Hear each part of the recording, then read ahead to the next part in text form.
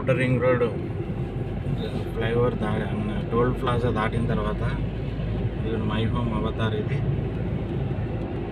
జయపేరి చూడండి.